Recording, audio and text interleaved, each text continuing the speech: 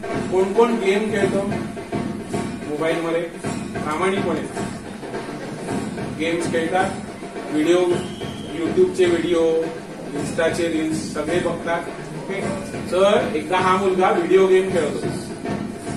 आपण काय करतो, आपण जेव्हा मोबाईल वापरतो, मोबाईलचे वेगवेगळे ऍप्स वापरतो, तेव्हा आपण वेगवेगळ्या परमिशन्स त्या ऍप्सना देत असतो. कुठल्या कुठल्या परमिशन्स देतो कोण सांगू शकेल?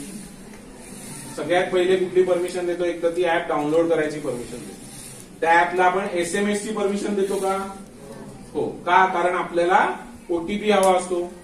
त्या ऍपला आपण लोकेशनची परमिशन देतो का? देतो. कारण आपल्याला स्विगीवर ऑर्डर करायचं असतं, झोमॅटोवर ऑर्डर, इथे येतं ना स्विगी झोमॅटो, येत नसेल करायचं. मिशो ऍप कोण वापरतं? मिशो, विशेषतः मुली वापरता ना. मिशो ऍप मध्ये 1000 रुपयाचा ड्रेस 200 रुपयाला आला की यायचं ऑर्डर. बरोबर की नाही? कोण कोण करतात? सगळे असले आपण मिशोवाल्यांना काय काय सांगतो? आपलं नाव सांगतो, आईचं बाबांचं नाव सांगतो, आपल्या घराचा पत्ता सांगतो, काही काही याला जर का प्रीपेड सर्व्हिस असेल तर पॅन कार्ड सांगतो, आपला अकाउंट डिटेल सांगतो, सगळं आपण ऍप्सना सांगतो. काही ऍप्स हे ऑथेंटिकेट असतात, पण या ऍपच्या या साध्या परमिशन बरोबर आपण कॅमेऱ्याची परमिशन दिलेली असते. माहितीये सगळ्यांना?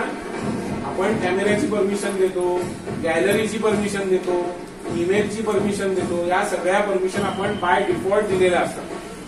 त्या मुलाने या सगळ्या परमिशन त्याच्या वडिलांनी दिल्या असल्यामुळे गेम खेळताना त्याला समोरून कॉल आला आणि गेम खेळताना त्याने तो कॉल उचलला आणि खेळाच्या नादात तो हे विसरला की व्हिडिओ कॉल चालू आहे.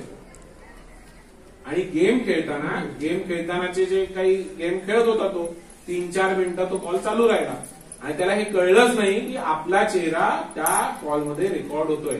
स्क्रीन रेकॉर्डिंग माहितीये ना सगळ्यांना मोबाईलचं. त्या समोरच्या व्यक्तीने काय केलं? कॉल केला, उचलला गेला आणि स्क्रीन रेकॉर्डिंग केलं त्यांच्या इकडे तिच्या मोबाईलवर. आणि त्यामुळे असं दाखवण्यात आलं की कॉल याने केलाय. कारण त्याला कळलंच नाही ना कॉल चालू आहे, कारण त्या मोबाईल ऍप मध्ये तो गेम मध्ये जास्त इंटरेस्टेड होता त्यावेळेस. आणि 2-2.5 मिनिटाचा व्हिडिओ त्याचा केला गेला हे त्यालाही कळलं नाही. आणि एवढ्या निष्काळजीपणाची किंमत किती मोजली त्याच्या वडिलांनी? 1 लाख रुपये. 1 लाख रुपये कमवायला किती दिवस लागतात आणि त्याने किती 5 मिनिटात ते 1 लाख रुपये घालवले. मग त्याच्या वडिलांना सायबरचे आमची जी काही ग्रुप आहे त्याच्यात त्यांनी सांगितलं, आम्ही त्याचे लॉग्स काढले, आम्हाला कळलं की हा कॉल तिथून आलेला नाहीये. तो नंबरही दिल्ली पोलीसचा नव्हता. नंबरही खात्री करून घेण्याची त्यांची मानसिकता नव्हती. कारण काय? तर ते घाबरले होते. विशेषतः मुलींच्या बाबतीत हा खूप सेन्सिटिव्ह विषय असतो. मुलींचे फोटोज मॉर्फ करणं, मुलींचे फोटो वापरून दुसऱ्या मुलीच्या त्या फोटोवर लावणं, मुलांचेही हा प्रकार मुलांच्या बाबतीत झालाय, मुलग्याच्या बाबतीत झालाय. आणि तो पुढचे किमान 5 ते 6 महिने एवढ्या मानसिक याच्यात होता की त्यालाही कळलं नाही. अत्यंत हुशार मुलगा, चांगला पहिला दुसरा येणारा मुलगा, पण त्याच्या बाबतीत हे झाल्यामुळे त्याचं पूर्ण 5 ते 6 महिने पूर्ण टेन्शन मध्ये गेले. घरातल्यांचे तर गेले, पण लहान मुलं पुढची पायरी घेऊन काहीतरी चुकीचा निर्णय घेतात, असेही घटना घडलेल्या आहेत. तर आज तुम्हाला हे सगळं सांगायचा उद्देश काय आहे? तर आपल्या हातून असं काही घडू नये यासाठी आपण तुमच्या समोर हे विषय सांगितले.